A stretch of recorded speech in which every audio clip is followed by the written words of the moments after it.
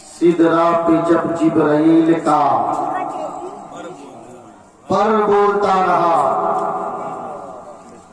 सिदरा पे जब जिब्राइल का पर बोलता रहा, आए गए नबी, आए गए नबी, शरे अर्श बार बार, अरे लौटे तो उम्मे हानि का दर, लौटे तो उम्मे हानि का दर बोलता रहा। और ये महीना है जिसके एतबार से मैंने अशार कह दी है। तकरीर नहीं होगी, अगर तकरीर होगी तो फिर मैंने जो अपना मजबूत सूचना बनाया उसके नहीं एक मिसरा और पढ़ने जा रहा हूँ, समाप्त करना है। अगर सुनने के मूड में आप लोग एक मर्तबा हाथ उठाकर बोलिए सुभान अल्लाह। और आदमी सुनने के लिए है और आदमी नहीं सुनने के लिए है, अक्सरियत को देखा जाता है। लेकिन अगर वाकई में सब सुनने के लिए है तो मचल कर बोलिए सुभान अल्लाह। थर्रा गए यजीद के सब लश्करों सिपाह, थर्रा गए यजीद के सब लश्करों सिपाह, अरे नेज़े पे जब हुसैन का सर होता रहा, नेज़े पे जब हुसैन का सर बोलता रहा, जंजीर हिलती रही, दर बोलता रहा, लौटे तो उम्मे हानि का घर बोलता रहा। हजरात बस एक मिसरा, आप लोग बोलने में कंजूसी नहीं कीजिएगा। मैं वो मुकर्री हूँ, उतने बड़े मुकर्री तो नहीं हूँ जितने हमारे खतीबे हिंदू नेपाल हजरत अल्लामा अतीक साहब चतुर्वेदी और अल्लामा नूर आलम साहब चतुर्वेदी। और देखिए बड़ी ही खुशी हुई, हजरत की पहली मरतबा दीदार हुई है, ज़ियारत हुई है। हजरत अल्लामा मौलाना गुलाम जिलानी साहब और शायर इस्लाम शोहरत नेपाली शोहरत गुलापुरी साहब सब मौजूद है। इनके मौजूदगी में मैं दो शेर पढ़ रहा हूँ, दो शेर सिर्फ पढ़ रहा हूँ। अगर नहीं बोल रहे हैं इस वजह से, ताकि बोले माहौल बन जाए, हजरत आए और अच्छी खिताबत होगी। समाप्त फरमाए। उसी पे मेहरबान, उसी पे मेहरबान रब्बे गफूर होता है। मेहरबानी चाहते हैं खुदा की मेहरबानी, उसी पे मेहरबान रब्बे गफूर होता है कि जिसके दिल में, कि जिसके कल्ब में इश्क़ रसूल होता है। ए आशिक़े अंबिया दुरूद पढ़ो, दुरूद पढ़ने से चेहरे पे नूर, दुरूद पढ़ने से चेहरे पे नूर होता है। और जब माशाअल्लाह उलमा किराम नवाज रहे हैं, अल्लाह इनकी दौलत में बेपनाह बरकतें अता फरमाए। साथ में हमारे अवाम जो हजरात बैठे हुए हैं, अगरचे नहीं बोल रहे हजरत, लेकिन सुन बहुत अच्छी तरीके से, महफिल बहुत कामयाब है, बहुत शरीफ आदमी है ये लोग। क्योंकि हिंदुस्तान की सरजमीन पर इतने बड़े बड़े अल्लाह वाले गुजरे हैं, तो शरीफ नहीं होंगे तो शरीर होंगे। हाँ चलिए, शायर कहता है, अशार में पढ़ रहा हूँ। आज हजरत इस्लाम को दबाने की हर तरफ से कोशिशें की जा रही है नहीं ना? हर तरफ से, हर महाज पे देखिए, हर तरफ से देखिएगा तो इस्लाम पर लोग हमलावर हैं। किसी तरीके से इस्लाम की जड़ को कमजोर करना चाहता है। लेकिन जिसकी मजबूती की गारंटी, जिसकी सरबुलंदी के वकार और बुलंदी के गारंटी खुद रब्बे कायनात ले ले तो किसी को कमजोर करने से कमजोर होगा। शायर कहता है, इस्लाम था, इस्लाम है, इस्लाम रहेगा। इस्लाम था, इस्लाम है, इस्लाम रहेगा।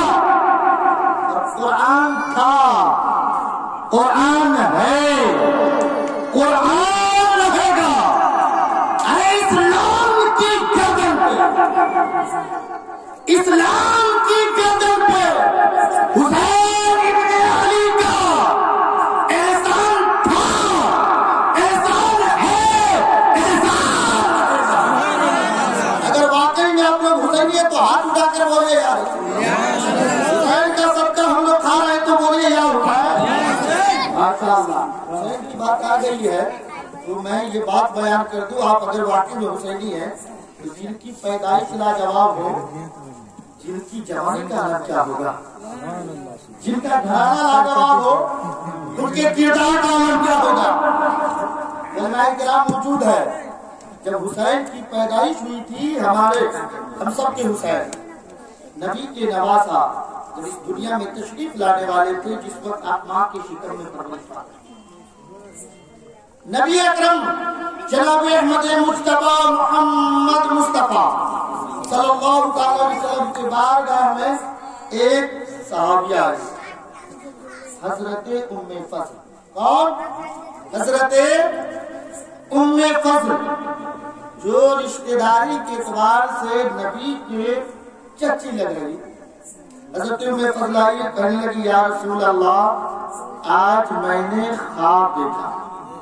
آج میں نے سماعت جتنے بھی لوگ ہیں تب کی توجہ چاہوں گا. یا رسول اللہ میں نے خواب دیکھا اور بڑا ہی بھیانک. جب سے دیکھا ہوں, میں نے جب سے خواب دیکھا ہوں تو گھبرا گئی. نبی فرماتے ہیں اے میری چچی ام فضل بتا تو نے کون سا خواب دیکھا ہے. کہنے لگی یا رسول اللہ میں سو رہی تھی, دل بیدار ہوا, میں نے کیا دیکھی کہ آپ کے جسم کے گوشت کاٹا گیا اور کاٹ کر میرے آغوش میں رکھ دیا. میرے آقا مسکرا گئے, میرے آقا مسکرا گئے. جب آقا مسکرا جائے تو سمجھو غلاموں کا کام بن گیا. جب آقا مسکرا گئے ام فضل کہتی ہے یا رسول اللہ, یا حبیب اللہ, یا نبی اللہ میں پریشان ہو رہی ہوں, آپ مسکرا رہے ہیں. جب سے میں نے خواب دیکھی ہے, جب سے ہم نے خواب دیکھی ہے, میں پریشان سی ہو گئی ہوں کہ آپ کے جسم کو کاٹ کر میرے گود میں رکھ دی گئی ہے. آپ کے جسم کے گوشت کاٹ کر اس ٹکڑے کو میرے گود میں رکھ دی گئی ہے. میرے آقا فرماتے ہیں میری چچی ام فضل گھبرانے کی ضرورت نہیں ہے, پریشان ہونے کی ضرورت نہیں ہے. ارے خواب کی تعبیر یہ ہے اللہ تجھے دکھا رہا ہے کہ میری بیٹی فاطمہ کے شکم میں ایک بچہ پل رہا ہے, وہ پیدا لے گا تو سب سے پہلے تیری آغوش میں رکھے جائے گا. اب حضرت ام فضل انتظار کرنے لگی. ابھی حضرت علامہ غلام جیلانی صاحب, علامہ شفیع احمد صاحب, علامہ نور عالم صاحب تو کہیں گے حضرت یہ, میں پوچھوں گا حضرت یہ کیا ہے, کہیں گے نبی کے علم ہے. ماں کے پیٹ میں بچہ لڑکا ہے یا لڑکی, یہ بتانا کن کا کام ہے؟ اللہ. اور اللہ اپنے یہ مرتبہ اپنے رسول کو بھی عطا کیا. لیکن جب علماء تو مانتے ہیں یہ نبی کے علم غیب, لیکن کچھ انٹیلیجنٹ بھی آدمی ہوں گے, دماغی آدمی ہوں گے, وہ اعتراض کر دیں گے. اور آج کو دیکھیے کہنے والے کہہ دیں گے مولانا آپ کیسی بات کر رہے ہو, یہ ماں کے پیٹ میں لڑکا یا لڑکی ہے, یہ علم غیب میں تعجب کیا بات ہے. علم غیب آج یہ ڈاکٹر بھی بتا رہا ہے, یہ مشین بھی بتا رہی ہے, یہ آلہ بھی بتا رہا ہے کہ ماں کے پیٹ میں لڑکا ہے یا لڑکی. میں نے کہا کس مشین کی بات کرتے ہو, کہا الٹرا ساؤنڈ ویڈیو ایکسارا کی بات کر رہا ہو. یہ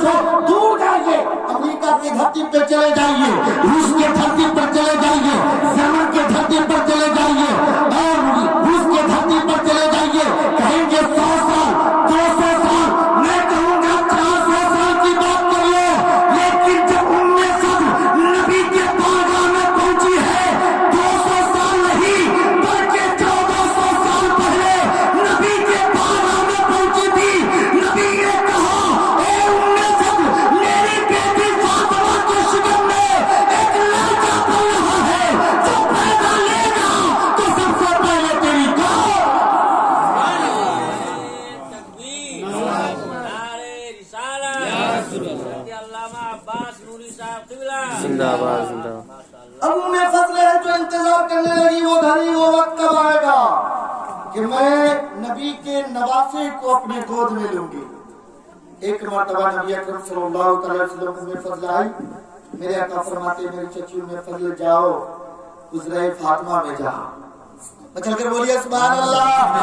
हुसैन की बात आ गई है तो मैं ये बातें रख दिया हूँ। हुसैनी है ना, हुसैनी की पैदाइश, हुसैन की पैदाइश को आप देखिए तो आपको समझ में आ जाएगा मेरा हुसैन जो पैदा हुआ है उसका पैदा होने का ये आलम है तो उनकी जवानी का आलम क्या होगा। यही तो बोले हुआ कि सारे धन दौलत माल जान और माल तन मन धन की बाजी लगा दी, इस्लाम पर कोई आंच नहीं आने दिया। उम्मे फजल से मेरे आका ने फरमाया उम्मे फजल जाओ दूसरा फातिमा में जाओ, देखो तो क्या हुआ, देखो तो क्या हुआ। उम्मे फजल कहती है जब मैं हुजरा फातिमा में पहुंची है तो मैं क्या देख रही हूँ कि फातिमा नबी की प्यारी बेटी फातिमा है जो हुसैन को गोद में लेकर बैठी है। मैं पहुंची हूँ, मेरे नबी की प्यारी बेटी ने अपने लाल को, अपने जिगर के टुकड़े को, अपने लाडले को मेरी गोद में रख दी है। और जब गोद में हुसैन आया है तो मैंने हुसैन की पैदाइश कैफियत को देखकर हैरान हो गई हूँ। अब मैं बच्चे को बदल रही हूँ। अब हजरत उम्मे फजल है जो कभी हुसैन को देख रही है, कभी फातिमा को देख रही है, कभी फातिमा के बिस्तर को बदल रही है, कभी जब फातिमा के कपड़े को बदल रही है। नबी की प्यारी बेटी फातिमा कहती है ए उम्मे फजल तुम मेरे हुसैन को क्यों सूझ रही हो, ए उम्मे फजल तुम मेरे कपड़े को क्यों बदल रही हो, ए उम्मे फजल तुम मेरे बिस्तर को क्यों देख रही हो। नबी की प्यारी बेटी जब उम्मे फजल से कहती है तो उम्मे फजल ने जवाब दी है ए नबी की प्यारी बेटी फातिमा मैंने बहुत ऐसे औरतों को बच्चा जलते देखा है, मैंने बच्चा जलते देखा है। जब जमाने की औरतें बच्चा जली है तो उसका बच्चा नापाक होता है, उसका घर नापाक होता है, उसका कपड़ा नापाक होता है, उसका बिस्तर नापाक होता है, उनका जिस्म नापाक होता है। लेकिन ए नबी की प्यारी बेटी फातिमा न तेरा बच्चा नापाक है, न तेरा जिस्म नापाक है, न तेरा घर नापाक है, न तेरे बिस्तर नापाक है, न तेरा कपड़ा नापाक है। तो नबी की प्यारी बेटी फातिमा ने कही ए उम्मे फजल अपनी सवाल को सवाल दुनिया की औरतें होगी जो बच्चा जन्मती है तो उसका बच्चा नापाक होता है, उसका जिस्म नापाक होता है। लेकिन अल्लाह ने मुझे भी पाक रखा है और मेरे जिस्म से जो बच्चा पैदा हुआ उसे भी पाक पैदा किया गया है। इसलिए हम सुन्नियों की जान ये रामे मदों का खां फाज़िल बरेलवी शाह को लाते हैं। या रसूल अल्लाह तेरी नस्ल पाक में है, बच्चा बच्चा नूर का, तू है नूर तेरा सब घराना तू है नूर तेरा सब घराना नूर का। जब नबी की प्यारी बेटी के गोद में वो हुसैन आया है तो आप इसमें भी मसलहत, इसमें भी राज है तो हुसैन को पाक क्यों पैदा किया गया, हुसैन को पाक क्यों पैदा किया गया।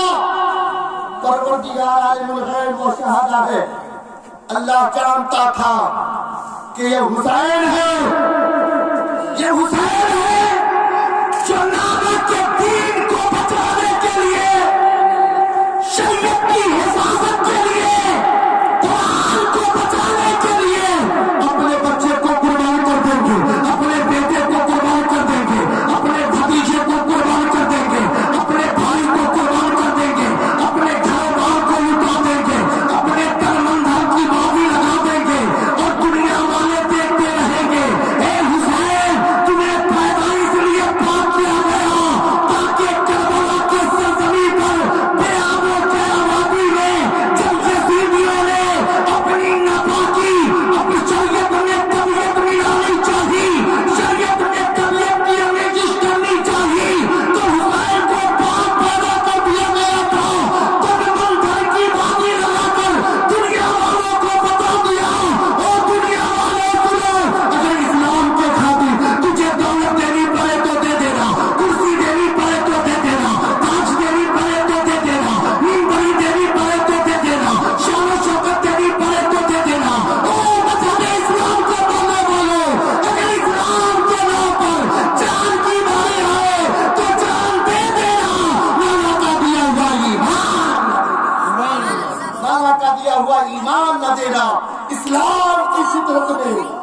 قدرت نے لچک دی ہے، جتنا ہی دباؤ گے اتنا ہی یہ ابھرے گا۔ اور اسلام تیری تیری رگوں میں خون ہے روا، چار یار کا تیری رگوں میں خون ہے روا، چار یار کا۔ وقت اتنا نہیں ہے کہ میں لمبی گفتگو کر سکوں۔ میں نے آیت پاک کے بعد ایک حدیث رسول بھی پیش کیا ہے۔ اللہ کے پیارے رسول ارشاد فرماتے ہیں النکاح من سنتی فما غضب عن سنتی فلیس منی، کہ نکاح کرنا، عقد کرنا میری سنت ہے۔ شادی کی محفل ہے نا، سرکار فرماتے ہیں نکاح کرنا میری سنت، اور جس نے میری سنت سے اعراض کیا، منہ پھیرا، وہ مجھ میں سے نہیں، وہ مجھ میں سے نہیں ہے۔ لیکن بتائیے سب سے پہلے نکاح کس کا ہوا ہے؟ بتائیے پوچھنے والے پوچھیں گے سب سے پہلا نکاح کس کا ہوا، کس کو ہوا، کس سے ہوا؟ تو علماء سے پوچھئے، آپ کہیں گے سب سے پہلا نکاح جنت میں حضرت آدم کو حضرت حوا سے ہوا نا، جنت میں۔ لیکن نبی کیا فرما رہے ہیں؟ نکاح کرنا میری سنت ہے، شادی کرنا میری سنت ہے، اور جس نے میری سنت سے اعراض کیا وہ مجھ میں سے نہیں۔ سرکار فرمایا نکاح من سنتی فما غضب عن سنتی فلیس منی، نکاح کرنا میری سنت ہے، اور جس نے میری سنت سے اعراض کیا وہ مجھ میں سے نہیں۔ حالانکہ نکاح حضرت آدم نے بھی کیا ہے، حضرت نکاح نے حضرت ایوب نے کیا ہے، نکاح حضرت شیث نے بھی کیا ہے، نکاح حضرت زکریا نے بھی کیا ہے، نکاح حضرت موسیٰ نے بھی کیا ہے، نکاح حضرت ابراہیم نے بھی کیا ہے، نکاح حضرت اسماعیل نے بھی کیا ہے۔ لیکن نبی فرما رہے ہیں نکاح کرنا میری سنت ہے، اور جس نے میری سنت سے منہ پھیرا وہ مجھ میں سے نہیں ہے۔ اب چلے آپ دیکھتے سنتے جاؤ، سنت تو بہت ساری ہے۔ آپ دیکھ رہے ہیں یہ ٹوپی ہے، یہ عمامہ کے نیچے ٹوپی پہن لی، نبی کی سنت۔ آپ دیکھ رہے ہیں آنکھ میں سرما لگانا، نبی کی سنت۔ بالوں میں کنگھی کرنا، نبی کی سنت۔ تہبند لگانا، نبی کی سنت۔ قمیص لگانا، نبی کی سنت۔ غریبوں کے اوپر پہ شفقت رکھنا، نبی کی سنت۔ بھائی چارگی کرنا، نبی کی سنت۔ بڑوں کا احترام کرنا، نبی کی سنت۔ چھوٹوں پہ شفقت کرنا، نبی کی سنت۔ اپنے خوشی سے اپنے بیٹی کی شادی میں جہیز دینا، نبی کی سنت۔ لیکن سرکار یہ نہیں فرمایا کہ تم ٹوپی نہیں پہنو گے تو مجھ میں سے نہیں ہو، کرتا نہیں پہنو گے تو مجھ میں سے نہیں ہو، لنگی نہیں پہنو گے تو مجھ میں سے نہیں ہو، سرما نہیں لگاؤ گے تو مجھ میں سے نہیں ہو، کنگھی نہیں لگاؤ گے تو مجھ میں سے نہیں ہو۔ بلکہ نبی فرماتے ہیں النکاح من سنتی فما غضب عن سنتی فلیس منی، نکاح کرنا میری سنت، اور جس نے میری سنت سے اعراض کیا وہ مجھ میں سے نہیں ہے۔ پوچھنے والوں نے پوچھ دیا یا رسول اللہ آپ ٹوپی پہننا آپ کی سنت، عمامہ باندھنا آپ کی سنت، سرما لگانا آپ کی سنت، اور سر کو سجانا آپ کی سنت، چھوٹوں پہ شفقت کرنا آپ کی سنت، بڑوں کی تعظیم کرنا آپ کی سنت، بھائی چارگی کرنا آپ کی سنت۔ لیکن آپ نے ٹوپی کے بارے میں نہیں کہا، آپ نے لنگی کے بارے میں نہیں کہا، آپ نے کرتا کے بارے میں نہیں کہا، آپ نے سرما کے بارے میں نہیں کہا۔ جہاں ملتا ہے اے میرے امتیوں سنو، جس طرح سے میں تمام نبیوں میں افضل والا ہوں، یہ نکاح والی سنت میری تمام سنتوں میں افضل والا ہے۔ افضل والا ہے اور برتر والا ہے۔ لیکن شادی کرتے ہیں ہم سنت کے مطابق۔ بتائیے ایک نکاح کرتے ہیں حضرت، دیکھیے آخری بات، نکاح کرتے ہیں تو وہ سنت ہے، اس کے علاوہ جتنی بھی چیزیں ہوتی ہے سب غیر ہے، سنت کی بو تک نہیں۔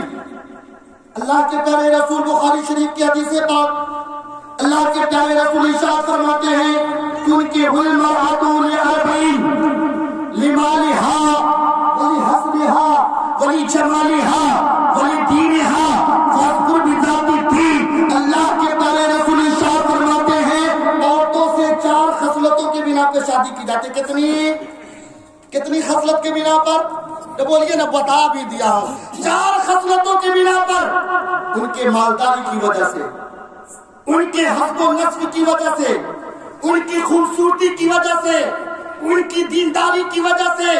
لیکن اللہ کے پیارے رسول نے اپنے امت کے نوجوانوں کو متنبع کہہ دیا اے میرے امت کے نوجوانوں سنو، جب تم شادی کرنے کے لیے کسی عورت کا انتخاب کرنا تو مال کے بنا پہ شادی نہ کرنا، جہیز کے بنا پہ شادی نہ کرنا، خوبصورتی کے بنا پہ شادی نہ کرنا، اس لیے کہ مال کے بنا پہ شادی کرو گے ہو سکتا ہے مال سے سرکشی میں مبتلا کر کے، خوبصورتی کے بنا پر شادی کرو گے ہو سکتا ہے کہ تباہی میں ڈال دو. اس لیے میرے امت کے نوجوانوں، اگر کوئی دیندار لڑکی مل جائے، تقویٰ شیار مل جائے، نبی کے سنت کے پابند مل جائے، قرآن کے قاریہ مل جائے تو اس سے تم شادی کر لینا.